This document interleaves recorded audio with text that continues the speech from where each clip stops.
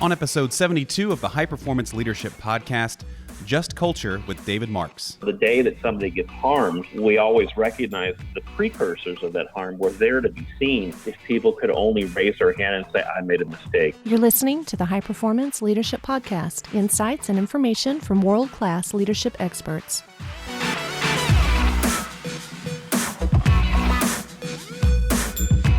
Welcome to the podcast. I'm Randy Lane.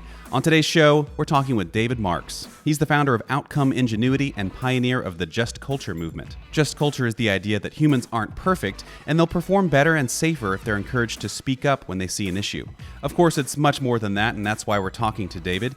He tells us how Just Culture can make workplaces safer, save organizations money, and improve their reputations. We even talk about using Just Culture in your personal life for better relationships. And now, here's David.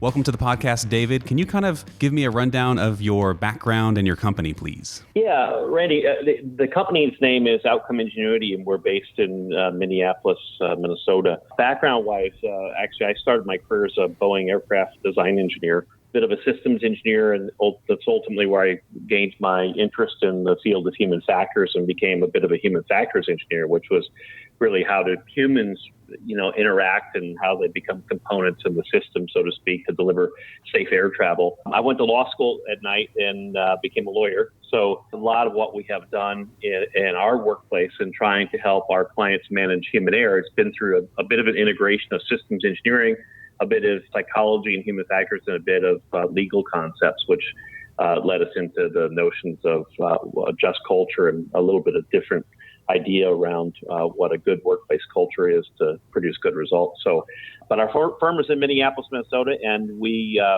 work in healthcare, generally high consequence industries, aviation, nuclear power, places where if humans make mistakes, it comes generally at a pretty dire consequence. Yeah. So how does your company work with other companies? How do you interface with them, and how does that system work? Our clients certainly come to us. We are sort of inventors. We're a bit of a boutique firm. We do things that other people don't do so well. So, whether it's the unique risk modeling tools that we have, whether it's, how we teach event investigation and root cause analysis, or the just culture piece of it, it's clients come to us. But what we do is we help them as an institution try to build good systems around their employees. And that's sort of the systems engineering design side. And secondly, we help them learn how to manage the culture so that you minimize variation, so you maximize the potential of the human beings in the system. So clients will come to us. We produce products, we have software products that we produce along the way, from RCA to risk modeling to just culture tools. But we're also in the process of advising the client on what processes and procedures they need in place to produce better results. You came highly recommended from another podcast guest of ours, Sandy Coletta, and I guess she used your guys' Just Culture system inside of one of the hospitals she was the president of, and she just had rave reviews about it and said we should definitely do something about Just Culture because it's not something that a lot of people know about. So let's kind of deep dive into Just Culture and what it is. The issue is, I often say when I present, not everyone's a gymnast, not everyone's an astronaut, but everyone's a judge. And Just Culture is about how we stand in judgment of one another, whether it's societally or whether it's inside a workplace. And then it becomes sort of this workplace accountability. But where Sandy Coletta was at Care New England was how does she create a culture that minimizes harm to patients? And ultimately, part of that is holding individuals, physicians, nurses, pharmacists, dietitians accountable in a way that best serves the needs of the patient, and it is frankly most just to the individual employees.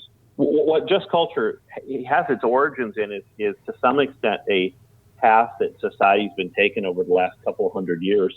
Back 200, 300, 400 years ago, mistakes just sort of happened. That was part of life, and we humans had bigger issues like, finding access to water and sort of, basic things. But through the Industrial Revolution, we humans got better and better, and we saw our life expectancy jump by 20 years, and all of a sudden we're getting really good at what we're doing. And the margins for what we accept of each other started to narrow and narrow until, we crept into this place we call criminal negligence. You've probably heard the term, but what it really is criminal human error. So now we have a pharmacist who makes a mistake. A good example is Eric Kropp in Cleveland, Ohio, made a mistake on a young child, Emily Jerry, took the life of that child. But we prosecuted Eric Kropp. We put him in jail for 6 months. He was under house arrest for 6 months. To some extent, what we've done across particularly high consequence industries, whether it is a pilot, whether it is a nurse, or even, frankly, even now the difficult one to talk about is even police forces, is if you make a mistake, how do we hold you accountable? And like I said, everybody's a judge. So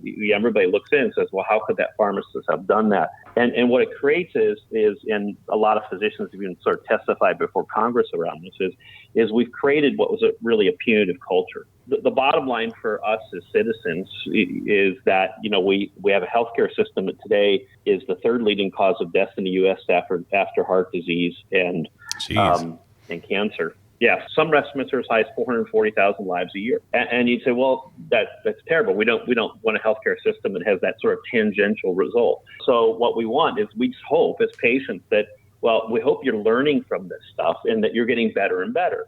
But we have a culture where if you make a mistake, you hide the mistake. And so we have a culture that actually is not really set up to learn. In part is it's a punitive culture. So, the day that somebody gets harmed, we always recognize the precursors of that harm were there to be seen if people could only raise their hand and say, I made a mistake, or I drifted into a risky choice, not recognizing it was risky until it was too late.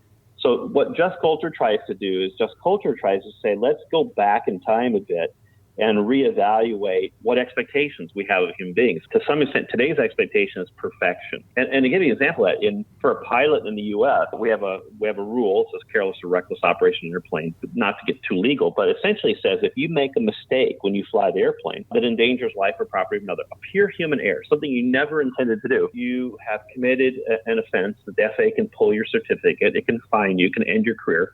And if you happen to be above the skies of Florida, it's a Class 3 felony. So we essentially have created this game of cat and mouse where we create an expectation of perfection and then human beings will report only what they cannot hide. So Just Culture is about building a culture that says, look, we get that no matter what endeavor you work in as a human being, you're an inescapably fallible human being.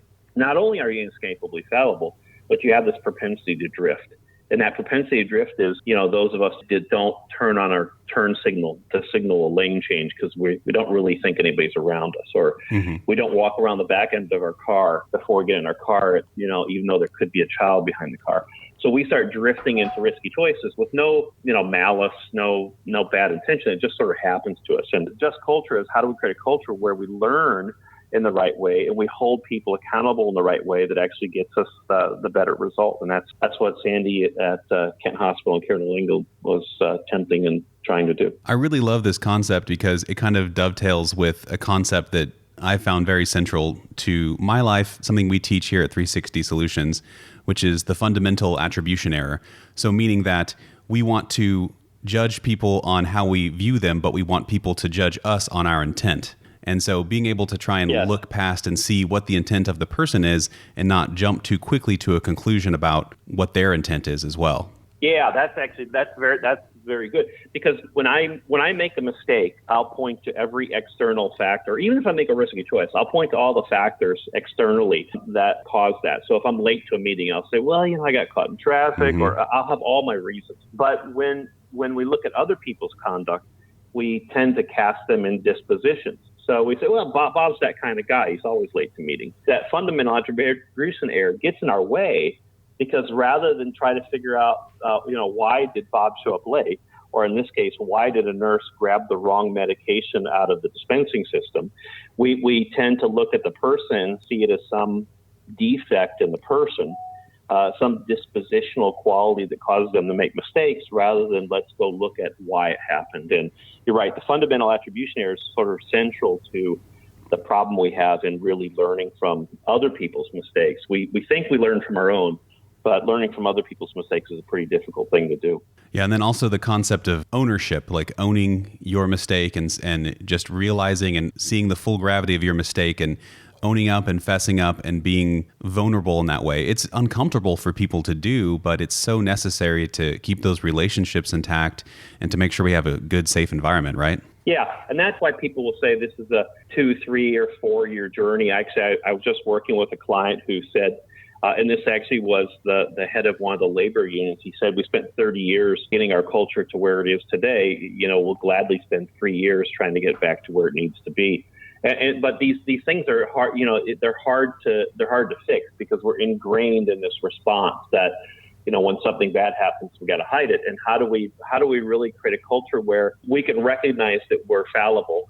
And then even if I see somebody, like if I saw you, Randy, going into a risky spot, being able to call you on it and say, hey, what you're doing is risky, and have you not see it as an affront to you, and that we have a mutually sort of beneficial conversation and get to a better place. To build that kind of culture takes some time. And even if you look at healthcare, physicians coaching physicians, turning and having that kind of conversation has historically not been part of the culture. It's sort of, you do your work, I'll do my work, and it's sort of every person for themselves. And how do you really create a culture where we work together as a team? And there's a lot of work being done in healthcare and aviation. Obviously, been doing it for a long time on sort of team coordination, crew resource management. But how do we really work together as a team, giving some understanding as to really who we are? The cool part about both aviation and healthcare in the States, just culture is to some extent mandatory. It's part of the safety management systems now. So the work we've been doing for the last 25 years, it's gotten to now become a bit of the expectation, at least in the high consequence industries. The Joint Commission, the accreditor,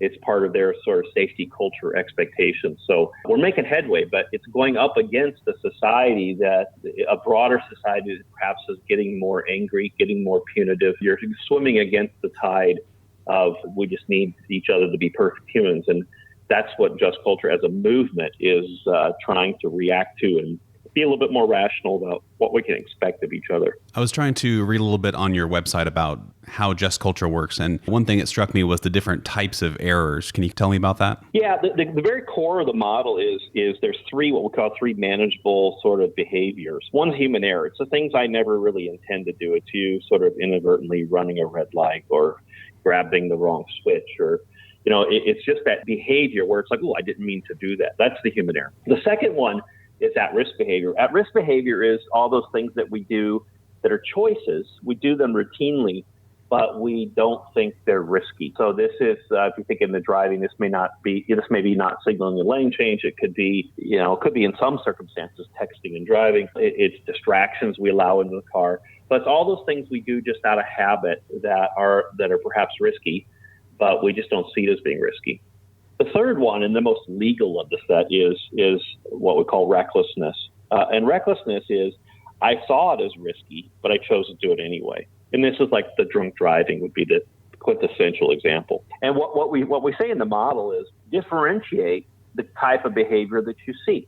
And to some extent, as a society, if there's not been a bad outcome, we're pretty good at this. We can see another person make a mistake. We can say, that's okay, you made a mistake. That risk behavior we struggle with. It's a rule violation. But the reckless, that's where we as humans tend to judge each other and say, hey, look, there'll be some social condemnation for something like drinking and driving. What we say in the model is sort of console or accept the error. You got to live with the fact that I'm inescapably fallible. We can work the rate, but we got to somehow live with that fallibility. That risk behavior we coach, and then we sanction the reckless. What has happened when I said this sort of criminalization of negligent behavior is we sort of, through our legal systems and through our HR systems, cast a net to find sort of the evildoer, that when we cast that net, it just picked them all up. So if we read an HR policy, and just virtually every organization we go to before they do Just Culture, it will technically say in the policy, punish the error, punish the at-risk, punish the reckless. And so we essentially say, look, we're going to create an HR policy that protects the organization, but we didn't really write it for the employees. We wrote it to protect us. So if we ever need to whack an employee, boy, we got it in our policy. And then what we do is we take that policy, we just set it on the shelf. We say, well, if anything bad happens, and this becomes another one of our biases, right alongside the fundamental attribution error, is the severity bias. We human beings turn a blind eye until somebody gets hurt. My wife says, because I have 4 boys and a girl, and she'd say it's all fun and games until somebody gets hurt. It's that issue. It's an issue we turn our blind eye. And what just culture is about is if we really want to create good outcomes, we have to set the outcome aside. Mothers Against Drunk Drivers had this right. It's not mothers for drunk drivers unless they hit somebody, or it's not mothers against drunk drivers who kill. It's literally mothers against drunk driving. One of the things that just culture tries to say is, look, we're going to have bad outcomes in life. And the issue, if we want to prevent them, it's the conduct we have on the front end that we got to look at. It's the system we designed around our employees, and it's the conduct, the choices they make in the system. So really set the outcome aside. If a drunk driver didn't kill anybody, that's not the issue. It's the decision to drive drunk. That's the issue. And so inside healthcare, as an example, if you look at where we have used sanction, where we have disciplined an employee because we thought they represented a risk, it's generally tied to some bad outcome. If we don't have the bad outcome, we're back at no harm, no foul. And so there's two big risks there. There's one, we require perfection of you, but we only require it after the harm has occurred. And to some extent, even in the physician space, there's been this issue sort of autonomy. And that is nobody wants to be told what to do. So if I haven't hurt anybody, you do what you want, I'll do what I want. And high reliability and high performance is, no, actually, we need you to do it this way, even though you haven't had a bad outcome. If we're going to prevent bad outcomes, here's how you got to do it. I was also thinking of situations like recently with Wells Fargo issuing these bad loans or fudging the paperwork. They were looking at the bottom line of the company and not thinking about the consequences of their actions. The company was saying, oh, we're making more money, so it must be okay. And then only when they ran into the consequences did they say, this is a behavior we can't tolerate. Every organization has production goals, whether you're an airline, and it's on time, departures, whether you're a hospital, it's how many people you can move through the hospital, or a bank, how many people you can sign up with new accounts. Everybody has production goals, and every employee gets caught between the production goal and the values that we hold. And that value may be personal safety. It could be safety of a patient. It could be privacy of the patient. And so you're right. At Wells Fargo, you get employees who probably intellectually knew this isn't really the right thing to be doing, but they're caught between, their production goals and being incentivized in the system to go do this, what they intellectually know is not the right thing to do. And that's us human beings. We get caught in that middle. And part of just culture is to expose the incentives in a way that we can actually shape and influence human behavior in a way that actually gets us to the good result. We'll be right back.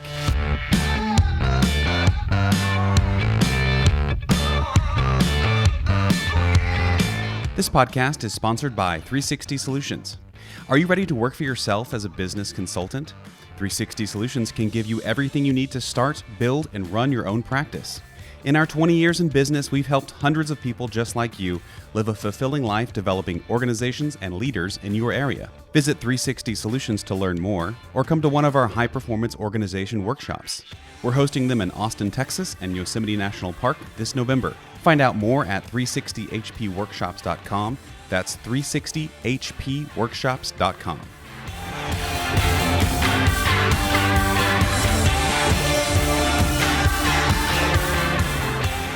There are so many situations now that I'm thinking about it through that lens recently that have been in the news, like the Volkswagen issue with the emission standards, Uber and the kind of culture they had in their workplace. And because things were going well, it was okay. And when things started showing that they weren't going well, then they had issues. They weren't looking at the root cause before they had a penalty or a problem, right? That's right, yeah. And it's interesting, too, because it's interesting when actually, the press actually has this happen, where we don't double check a story and we report on a story and we find out it's false or something. And every news agency seems to go through this, or a person really wasn't on the scene, but reported that they're on the scene. So it's interesting because when bad events do occur, the press surrounds the hospital or the airline, says, okay, what are you going to do? Who's going to be fired? But it's interesting because the press has exactly the same issue. They'll make mistakes. They'll engage in risky behaviors, like not double checking, and they'll even do the reckless thing. They'll say from the scene and not really on the scene. All the same behaviors apply. It's in every institution, whether it's a high consequence one or just sort of a news agency. They both face that same issue. So if I'm in an organization or a leader of an organization and I'm not sure if I have a just culture or not, what are some of the symptoms of a organization that is having issues with this just culture idea? Yeah, well, one is a comfort level on the part of employees that they can report when they've made a mistake. I mean, ultimately, that's a piece of it. Can people raise their hand and say they made a mistake? Do we have a good peer-to-peer coaching? Do we learn? If you go back into a safety reporting system or any, for whatever value is important to the institution, if we go back and look, do we get behind the error? Why did the error occur? Why did a person drift into a risky choice? I mean, ultimately, organizations have to decide what level of sort of untoward, undesirable outcomes they want to have along the way. So you can be very highly reliable today and just say, how do we take it to the next level? One of the things we have in healthcare is if I do surgery on you, there's some risk that I leave an instrument behind or a sponge.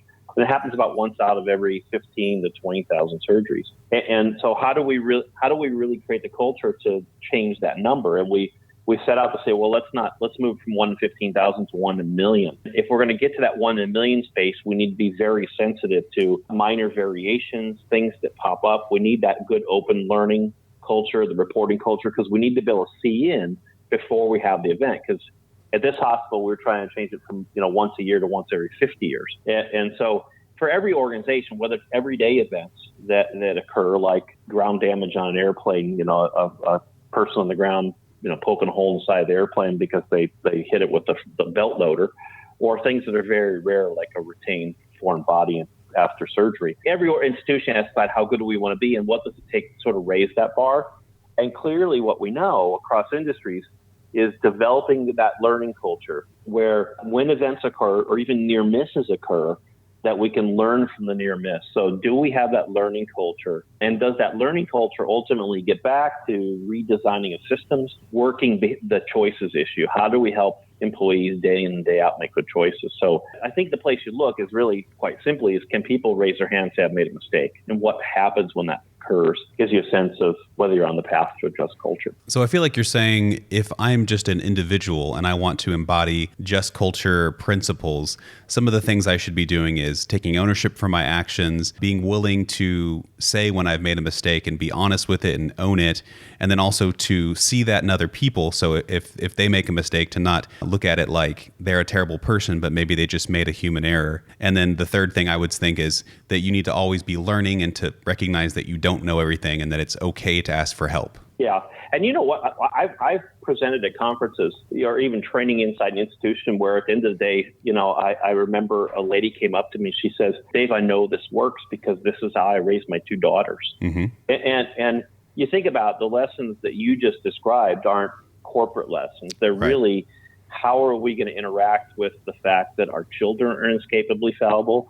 Our friends and family are inescapably fallible. So how do we create a culture where together we're moving in the right direction? We sort of honor to some extent, who we are as individuals and ultimately understanding the failings that we inescapably have, that fallibility that we have. I'm dealing with this right now with my son who's 9 years old, and the idea of ownership as a step towards, something went wrong. We recognize and identify it.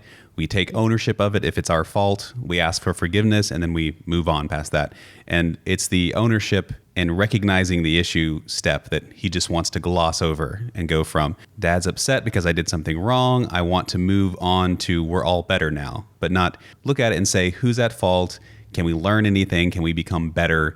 And that I'm not mad at you because this happened, but we have to identify that it did happen so we can move on. Yeah. And those things that we strive to be as parents, and I think it's easy for us to see aspirationally where we should be. We probably all met sort of the very punitive parent where, out of the baseball game, the son makes a mistake pitching and the parents are screaming at him. Mm-hmm. The other end of the spectrum of like no accountability. So the children are just free for all, and it's like those parents aren't holding their children accountable for what they need to do. And then there's that middle ground that every parent seeks to find, like, what's the right spot. And all that same thinking applies strangely in the workplace as well, because we're just talking about how we relate to each other in that way? How do we mentor each other? How do we ultimately become a high-performing group? And it's those same lessons. And this actually, we're taking Just Culture. We're actually working with Medical University of South Carolina, but we're taking it into schools, into graduate education, to where, our goal is, if you're an MBA, you get a course on marketing, you get a course on accounting, but we want you to have a course on workplace accountability, because they're not really trained on how to do this. So if you're in the Masters of Health program at MUSC in South Carolina, you go through a course on workplace accountability and you're learning Just Culture. And so we're trying to teach future leaders, get them centered, on the right path, so that when they get out into the workplace, that they have some logical path to walk this through. Because as you know, as a parent, we just don't really have the language set. And the human error, at risk, and reckless, really, that language set applies equally, works for us as parents as it does working for us as managers. We do a lot of work with our organizations around emotional intelligence and trust, and that seems also core to this, that if you don't have that ability to open up to other people, then they're not going to have that ability to then instill trust in you, or vice versa. Yeah, that's the criminal system and the sort of the external systems. The regulators have created an environment where it's hard to have that trust, because if you stick your head out of the foxhole, it's going to get cut off. And in some sense, even the media creates it. So it's one of those things. It's like, how do we create a trusting environment? And part of Just Culture is not just saying, okay, we'll let you know when we see it.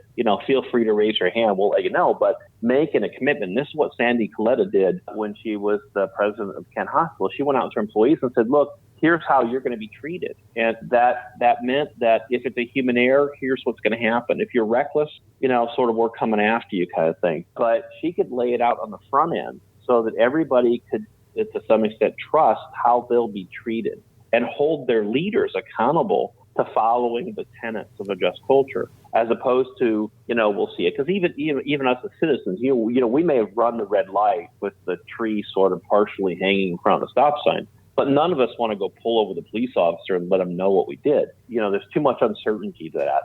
And what we need to create is some level of uncertainty, and like to the point of the parenting, is certainty when that child raises his hand, your 9-year-old raises his hand, he has some sense of how dad's going to react and knows how he could judge his own sort of behavior. Part of that trust is having some certainty about what the response will be. So if I'm listening today, I'm a leader in an organization, and I recognize that I have issues with all of these problems around Just Culture, how would you have me take practical steps to kind of go towards a better workplace environment? It's become pervasive now. Just Culture is, a lot of people are doing it in high consequence industries. So, obviously, people could come talk to us about how to do it. We wrote a couple of books around it, Whack-A-Mole, the subtitles, The Price We Pay for Expecting Perfection. And we just wrote one about workplace accountability, Dave Subs, a novel story about workplace accountability. But there are tools out there to use that will help a manager sort of walk through a process in a little bit more structured way.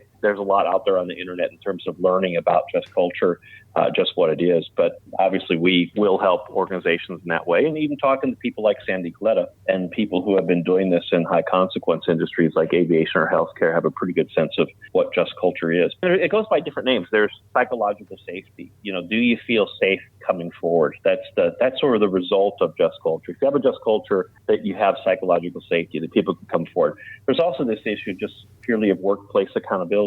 The VA passed an accountability act around the VA. It's like, how do we hold employees accountable? And their issue wasn't the air. Their issue was, how do we get rid of employees that are not being productive, that really shouldn't be there, but the bureaucracy keeps us from taking action. So there are a lot of words around this. And so I think the Just Culture piece is, you just got to sort of Google Just Culture or just give us a call. We can point you in the direction you need to go. Excellent. So if people want to find you, how would they go about doing that? Maybe online or? Yeah, our website, www.outcome-eng.com. It's short for Outcome Engenuity. Or they can just email me directly. It's DMarx, DMARX, at outcome-eng.com. And we'd be glad to chat with them. Excellent. And you also mentioned some books. Can you mention those again so people want to write those down? Yeah. So the first one we wrote was called Whack-A-Mole. It's sort of like playing the game Whack-A-Mole. Whack-A-Mole, and the subtitle is The Price We Pay for Expecting Perfection. It's a little bit more of a Malcolm Gladwell-ish book, like commentary on society. The second book was called Dave Subs. Yeah, they are fun books. So I always love to read Malcolm's work. The second one is called Dave Subs. It's about a sub shop in New Jersey, about a manager sort of walking through how to think about employee accountability after he has a big event. The subtitle is a novel story about workplace accountability, written as a novel, but it's a business book. It's about how do you think through what accountability looks like in an organization. So it's called Dave Subs, a novel story about workplace accountability. Both of them are available on Amazon, so they're easy to get to. They're easy reads. And Dave Subs, I think, if you're interested in just culture, sort of just how to do it, Dave Subs is a pretty good start. Excellent. I will link all of that in the show notes for this episode. Thank you so much for coming on today. I've really learned a lot, and I hope my listeners have as well. Thank you so much. I appreciate it, and you have a wonderful day.